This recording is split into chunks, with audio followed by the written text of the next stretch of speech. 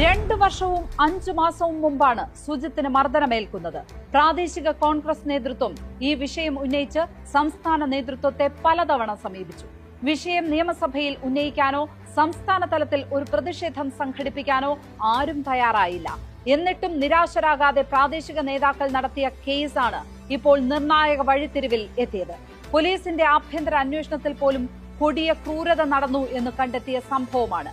അവിടെ സ്വന്തം പ്രവർത്തകർ പറയുന്നത് വിശ്വസിച്ച് യൂത്ത് കോൺഗ്രസിന്റെയും സംസ്ഥാന നേതൃത്വം ഇറങ്ങിയില്ല.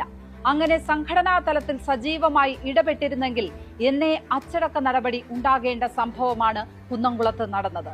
സ്വന്തം പ്രവർത്തകർക്ക് മർദ്ദനമേറ്റത് മറ്റേതെങ്കിലും പാർട്ടിയിലായിരുന്നെങ്കിൽ അത് എന്തൊരു വിഷയമായി മാറുമായിരുന്നു.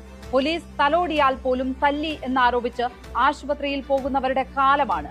അവിടെയാണ് അതിക്രൂരമായ മർദ്ദനം നടന്ന് 2 വർഷമായിട്ടും സംഘടനാ തലത്തിൽ അനങ്ങാപ്പാറയായി തുടർന്നത്. നേതൃത്വം ഗൗനിച്ചില്ലെങ്കിലും പ്രവർത്തകർ നടത്തിയ പോരാട്ടമാണ് കേസിനെ ഈ നിലയിൽ എത്തിച്ചത്.